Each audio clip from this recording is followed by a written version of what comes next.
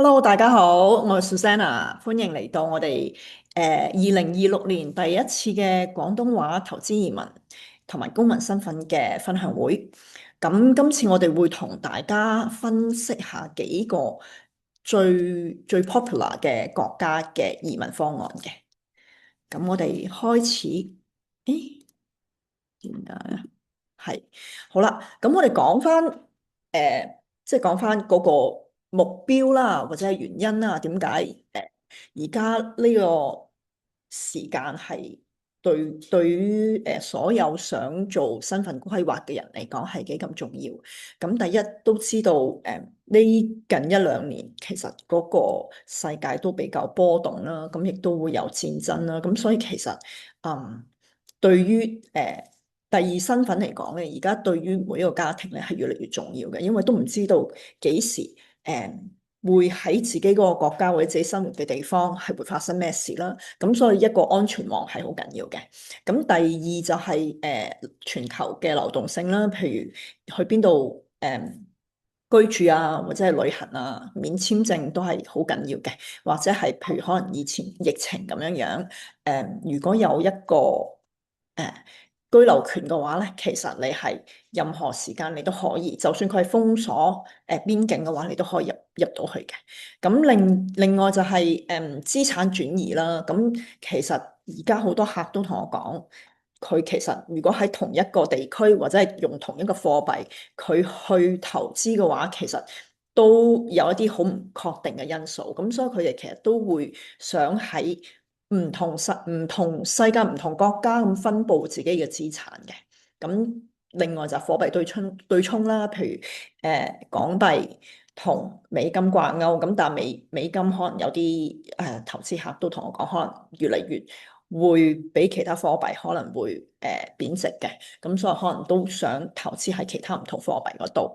咁另外一個原因就係譬如可能家庭原因啦，仔女第時就學啊，或者係就業啊，攞到多個身份咧，其實都係尤其是工作上面會有好多更加大嘅選擇嘅。好，咁我哋講翻今次我哋講嘅咁多個 program 咧，其實有三大類型。咁第一咧就係好明顯就係歐盟嘅國家，咁佢就會可以俾到歐盟嘅居留權俾你。咁有咗呢個居留權咧，其實可以喺申根區就自由出入啦。咁另外通常5至10年之後咧都可以入籍嘅。咁陣間我哋會慢慢即係逐一講，因為有啲就需要你住，有啲就唔需要嘅。咁另外除咗歐盟地區就有一個非歐盟嘅居留權啦。咁今次我哋就係特別會講到巴拿馬。咁因為巴拿馬佢其實就係一申請就可以攞到永居。咁另外5年之後就可以申請入籍。咁其實佢都係對投資者係幾友好嘅，因為佢係冇全球徵稅嘅，係啦。咁所以亦都對於一啲譬如可能高淨值嘅人士嚟講係比較吸引。咁第三個咧就係直接攞公民身份啦。咁直接攞公民身份咧，基本上歐盟咧就做唔到噶啦。咁所以其實呢一個咧，我哋而家講嗰個就係聖多美。聖多美其實就係可以直接攞身份啦，同埋佢可以tie up with 葡萄牙，咁去做一個兩個身份嘅規劃，即係 Plan B 同 Plan C 咁一齊去做，咁就係對個投資者係有更加好多個好處。咁我陣間會慢慢逐一介紹嘅。咁可能我哋而家睇翻6個唔同嘅計劃啦，一次過睇晒啦。咁其實睇翻譬如葡萄牙，咁佢嘅最低投資係50萬基金或者20萬捐款啦。希臘嘅話就係25萬至80萬嘅房地產，匈牙利係25萬嘅基金，意大利亦都係由25萬起至到200萬都有嘅。咁巴拿馬就係30萬房地產，咁聖多美就係9萬蚊嘅捐款。係啦，咁退出咧就係陣間我都會詳細啲講嘅。咁其實葡萄牙咧，佢嗰個 program 咧就係你投資5年之後咧就可以退出。咁退出，我哋呢度講嘅退出就係退出咗之後，其實如果你攞永居咧，就唔會再影響你之後譬如入籍嗰個路徑嘅。咁另外第二就係如果係希臘嘅話咧，其實佢就一定長期持有嘅，直至到你唔需要佢嗰個佢個居留權為止。咁匈牙利咧，佢嗰個就會比較特別，因為佢最多只可以攞20年嘅長期居留證，咁佢係每10年續簽一次嘅。咁你可以喺第5年度退出，咁就你嗰個就冇得續簽啦。可能攞第一個10年，咁如果你係想要續簽攞第二個10年嘅話咧，咁你就要一係就係再投資，或者係你一路 keep 住到第10年續約續簽嗰陣，係啦。咁意大利亦都係全程都要持有嘅。巴拿馬亦都係第5年可以退出。咁聖多美就唔需要啦，因為佢直接捐款咧就攞到公民噶啦。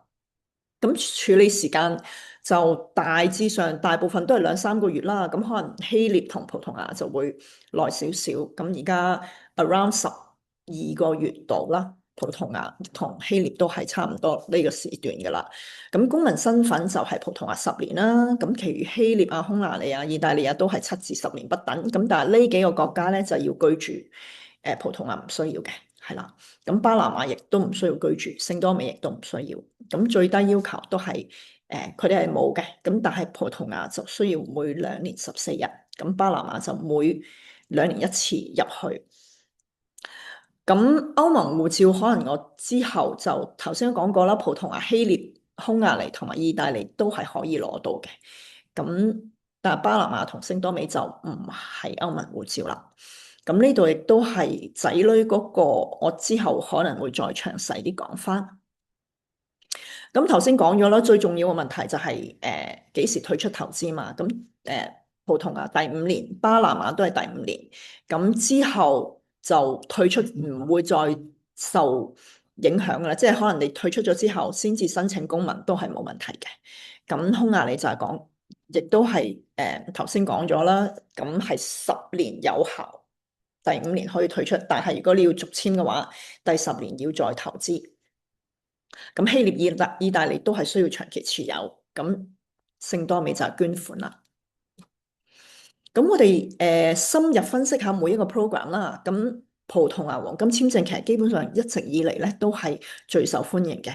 佢有一個最大嘅特點就係唔需要喺度住就可以之後申請葡萄牙嘅護照，咁即係歐盟護照啦。咁其他我哋所講嘅幾個國家全部都要住嘅，就算我哋今次冇講嘅其餘歐盟國家，佢有呢一啲咁嘅黃金簽證咧，全部都需要住先至可以攞到入籍嘅要求。咁但只係葡萄牙係唔需要嘅。咁佢其實就係而家最熱門嘅就係50萬嘅基金投資啦。咁50萬亦都可以分配多於1個基金嘅。咁我哋好多客都係投資2至3個。咁申請情況就係全部遠期佢哋申請，直至到你打支模嗰一刻。咁居留身份咧就係每2年需要喺葡萄牙14日啦。咁5年之後咧就可以申請永居，10年之後咧就可以申請公民身份啦。咁佢都係186個國家免簽嘅。咁家庭嗰度咧，佢就係子女亦都係無上限嘅，只需要係未婚在讀同埋受撫養。咁申請人同配偶嘅父母咧都可以一齊申請。5年之後退出投資，攞永居，公民申請唔受影響。申請永居同公民咧都需要葡萄牙語嘅要求 A2嘅，咁呢個可以讀書完成啦。而家大部分人都係讀書噶啦，就唔會再去考試。係啦，同埋另外一樣嘢就係講翻。5年之後，如果攞到永居咧，其實仔女嘅身份咧就獨立噶啦。咁所以到嗰個時間咧，佢就唔需要再係未婚啊、就讀啊或者係受撫養，因為佢攞嗰個永居咧會係因為佢之前已經攞咗5年嘅居留證，然之後係因為佢嗰個事情而攞永居嘅，所以佢就唔需要再係受撫養嘅家人咯。咁有好多客都可能比較有興趣嘅咧，就係黃金簽證而家入籍咧，係啱啱上個禮拜改咗，本來咧係由5年入籍時間，而家改咗10年。咁佢又話啊，咁10年係咪好耐啊？咁另外又會問，咁會唔會之後又再改10年，又再加㗎？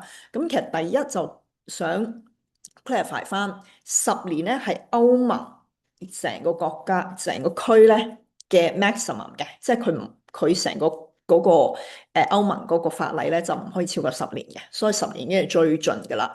咁將來會唔會佢減咧？亦都唔係話冇可能，因為其實2016、17年嗰陣時咧，佢其實係減過嘅，佢係由6年變咗做5年，咁而家又加翻啦。咁當然第時會唔會減咧？但冇人知道。咁但係咧，我哋就10年入籍呢一個咧，其實都會幫個客睇下可以點樣 plan。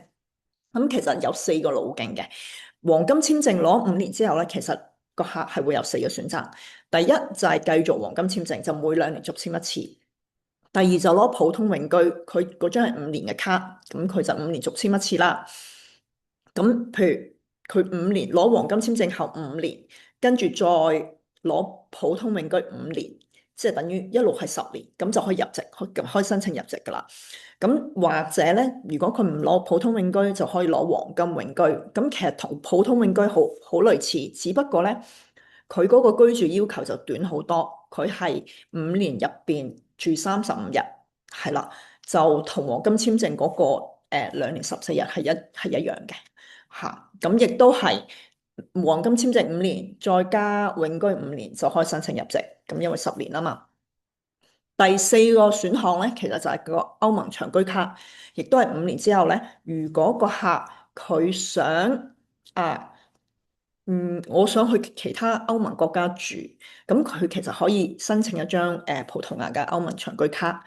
咁攞咗呢張卡咧，其實就可以去到歐盟其他國家度做翻少少手續，就可以居住。之前即係唔需要攞簽證咁樣樣嘅。係啦，咁但係呢張卡就要留意啦。呢張卡就係俾你搬過去住嘅，咁所以其實係有居住要求嘅。呢個歐盟長居卡就唔係好似黃金簽證咁，你5年之內35日咁就得啦，咁就係唔得嘅。係啦，咁但係另外除咗呢4條路徑之外咧，我哋亦都有一個選項咧，就可以俾客就可以快速入籍嘅。咁呢個就係聖多美護照。咁聖多美護照嗰個要求咧，我之後會再同大家詳細講嘅。咁但係佢最主要帶俾葡萄牙黃金簽證或者其他葡萄牙其他簽證嘅客有啲咩重要咧？就係佢其實佢開3個月攞到護照啦，聖多美個護照。咁因為佢係葡語系國家，咁而家最新個法例咧就係如果呢個入籍葡萄牙，如果你持有葡語系國家嘅護照，其實可以加快入籍，就7年就可以入籍啦。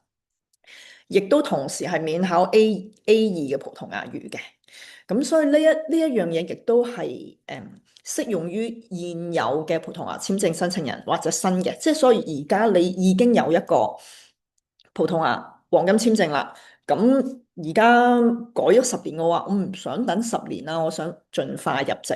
可能我已經第4年或者第5年，但係我仲爭。如果而家改咗，可能又要再等多幾年。咁但係其實咧，如果有呢個聖多美咧，其實可能等多2年或者3年就可以入籍啦。另外咧，就係下一個就係希臘嘅黃金簽證啦。希臘嗰個其實有就係最主要係房地產。咁其實佢都有基金嘅，不過基金就冇乜人去買佢嗰啲基金噶啦。咁通常都係投資房地產，佢由25萬至到80萬起。咁就一定要每一次續簽都持有嗰個呢個房地產啦。咁佢其實就冇最低居住要求嘅，就每5年就要入境一次。咁亦都當然係有個永居卡啦，即係成個神根都會通行噶啦。咁但係佢呢個永居卡其實有啲特別嘅，佢就唔可以俾你喺希臘入邊工作，係啦。咁另外如果係公民身份咧，佢就要住滿7年，亦都要考 B1嘅希臘語同埋文化測試。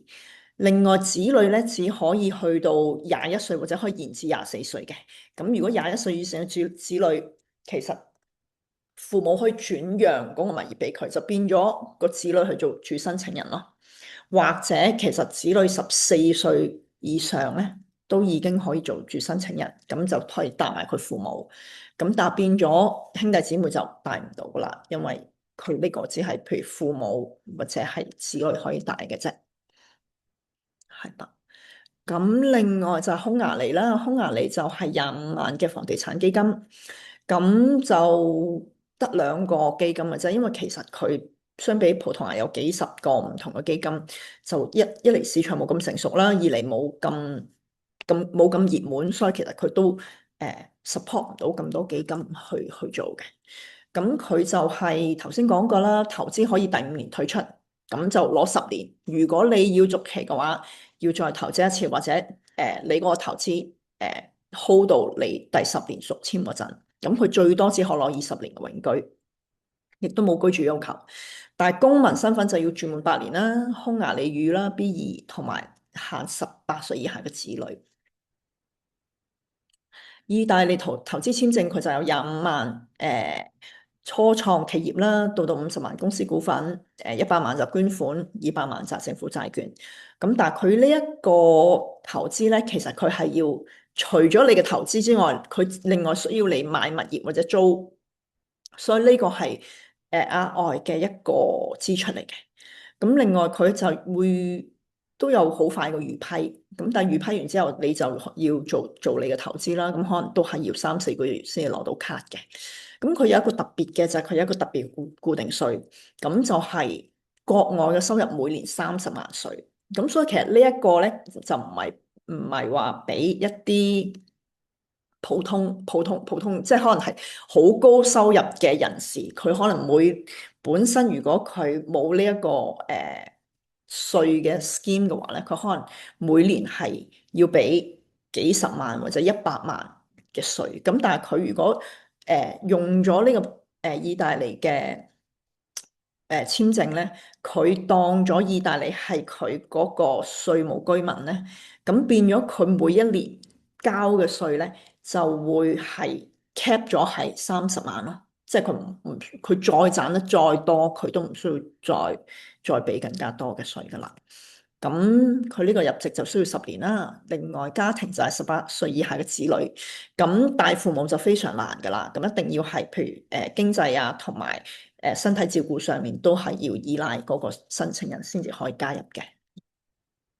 另外都一個幾熱門嘅巴拿馬嘅簽證啦，咁佢其實就係非歐盟地區嘅，咁佢亦都係以房地產投資為主啦，就30萬投資房地產，咁就2-3個月之內應該可以攞到個永居噶啦，咁全程都係遠距離申請，除咗打字模嗰陣。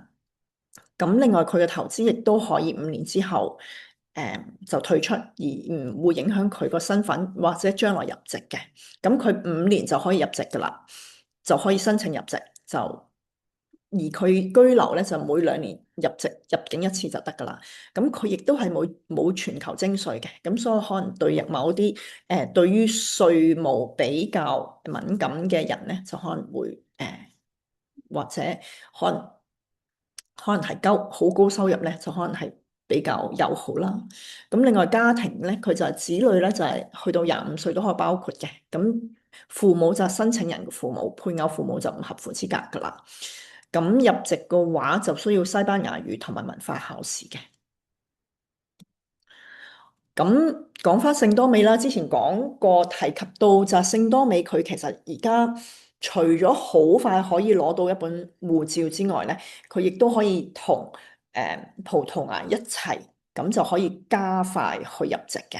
咁佢其實嘅要求就係如果你單一申請人就係$90,000嘅捐款，如果係2至4人家庭就95,000，咁如果再多嘅話，可能就要再加多$5,000咁樣嘅。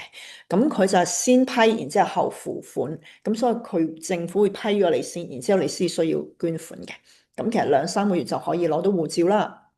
咁成個流程咧根本上係唔需要過去噶啦，咁佢自動嗰本 passport 係會可以寄俾你嘅。家庭嚟講，佢亦都係仔女可以去到30歲都跟父母，跟住帶埋父母、祖父母都得，亦都係其中一個可以接受俄羅斯或者白俄羅斯嘅申請嘅，係啦。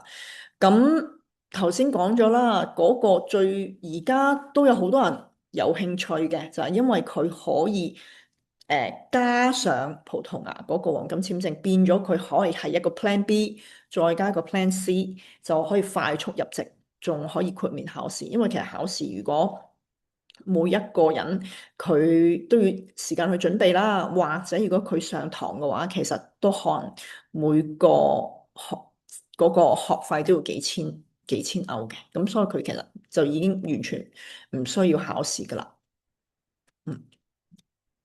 咁頭先略略都講過仔女嗰個身份係點樣樣，因為如果譬如一對夫婦佢帶咗一啲未成年或者差唔多成年嘅子女，咁佢其實都會問，誒咁佢啲仔女第時如果過咗18歲，咁係咪可以繼續咧？係咪可以繼續當家人咁樣不停咁樣續簽？咁其實最主要呢度睇翻咧，希臘、匈牙利同埋意大利咧，其實都唔得噶啦，因為佢匈牙利、意大利18歲以下先至可以當係家屬，咁希臘就係21歲啦。咁但係咧，因為佢哋其實好難係可以攞到嗰個入籍或者歐盟長居嘅，你要喺嗰度住，實際喺嗰度住先得嘅。咁所以基本上，如果係想申請黃金簽證嘅客，通常都想有多少少靈活，就唔想搬過去住，就已經可以開始呢個移民嘅路程或者計算噶嘛。咁但係如果你話，我要全家人搬過去住，亦都就可以咯。但係如果唔係嘅話，變咗其實小朋友佢會 age out 嘅，即係長大咗之後，佢其實就冇咗呢個居留權噶啦。咁其中咧有幾個，譬如聖多美啦，佢直接攞護照，所以冇問題。咁巴拿馬5年之後係可以申請入籍嘅。咁葡萄牙呢度寫5年，但係其實佢而家改咗10年噶啦。咁10年之後咧就可以申請入籍，同埋佢子女年齡係冇上限嘅。另外頭先講咗啦，因為你5年之後攞永居咧，就唔需要再係家屬身份。咁所以其實5年之後咧攞永居之後咧，身份就已經獨立噶啦。所以其實葡萄牙都係5年攞永居獨立之後，再等5年可以申請公民。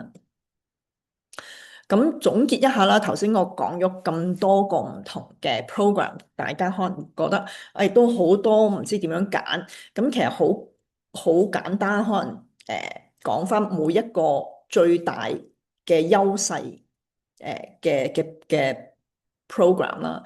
咁第一就係如果你係想要歐盟護照，又唔想喺度住，咁其實基本上唯一一個選擇就係葡萄牙嘅啫。5年之後可以退出，唔需要住，可以最終獲得歐盟護照。又或者你唔需要歐盟嘅，咁你但係想要攞個都 OK 嘅護照，咁其實可以巴拿馬。巴拿馬係中美洲。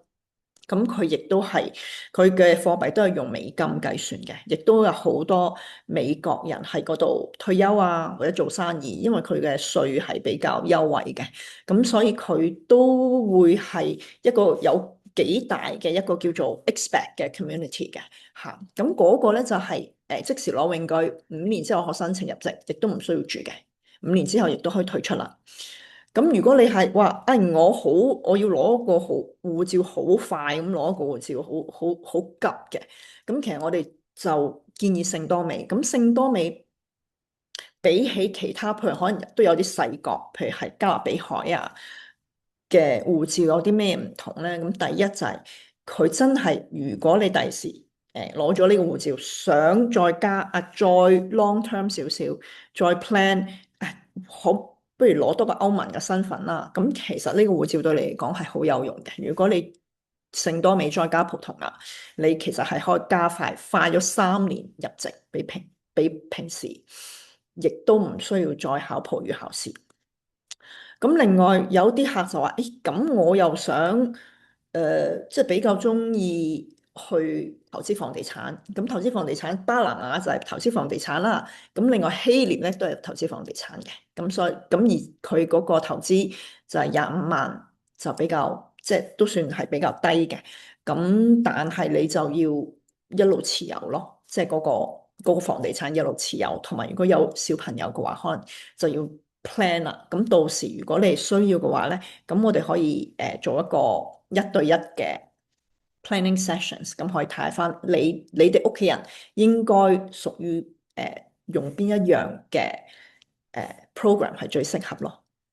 咁係啦，我哋好歡迎大家免費預約我哋諮詢啦，同埋我哋有個 YouTube 頻道，有普通話、廣東話。咁廣東話我哋啱啱開嘅，咁所以普通話嗰度就會多少少內容係啦。我哋睇下有冇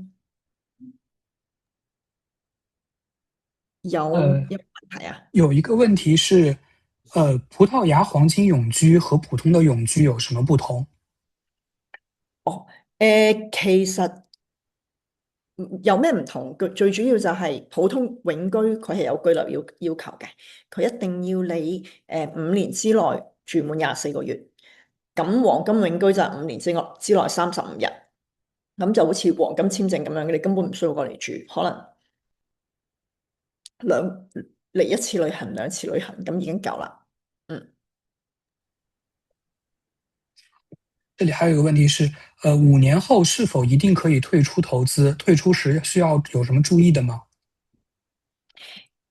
普通啊，黃金簽證啊，如果係5年之後退出投資嘅話，就要第一睇翻你嗰個基金啦。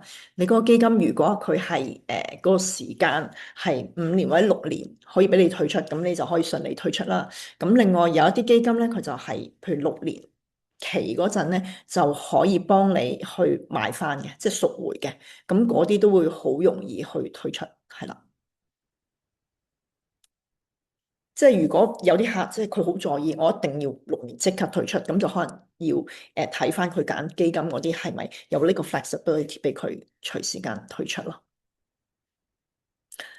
同埋有一點我都要講翻咧，之前有啲人都問，咁而家最新嗰個國籍入籍法，佢係改咗嗰個居留時間嘅算法嘅。咁本來佢就話係由提交申請計5年可以入籍，咁而家佢就改咗，佢就話係要你第一張卡開始先至開始計嘅個時間。咁但係因為其實總統當時咧，佢簽署嗰陣時咧都話咧，佢簽咗呢一個最新個法例啦，但係呢個法例唔可以影響一啲因為政府部門延遲而受影響嘅申請人。咁所以其實我哋都仲係等緊佢嗰個法例嗰個頒布，因為佢法例頒布佢可能會再詳細啲寫，同埋頒布咗之後90日，佢應該係有一個 decree 去解釋每一條例係點樣去計法。咁所以嗰個我哋會之後再詳盡啲，一有消息其實我哋都會同大家講翻嘅。咁但係亦係好有可能咧，即係譬如尤其是係黃金簽證有啲客戶咧，佢其實可能申請咗一段時間㗎啦，但係都好耐都未攞第一張卡。可以講嘅係幾年嘅時間都未攞第一張卡，佢哋嗰啲可能係22年啦、23年、24年申請嘅，就係等得最耐嗰啲啦。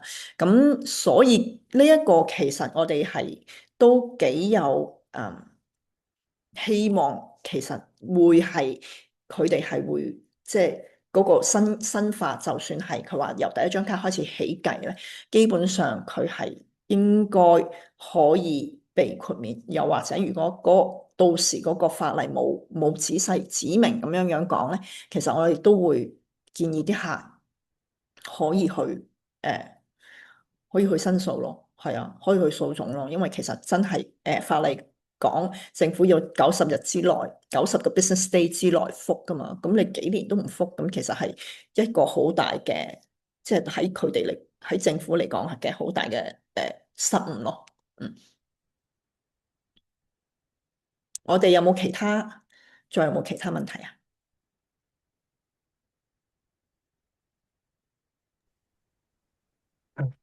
更多美護照，是和葡萄牙這個黃金簽證搭配的嗎？係聖多美其實同葡萄牙，其實我哋頭先講咁多個國家咧，聖多美只可以係同葡萄牙搭配係有優勢，佢同其他國家係冇優勢嘅，因為聖多美葡語系國家，咁所以葡萄牙而家最新個法例就講明葡語系國家嘅攞葡語系國家嘅護照，其實係可以快速入籍。嗯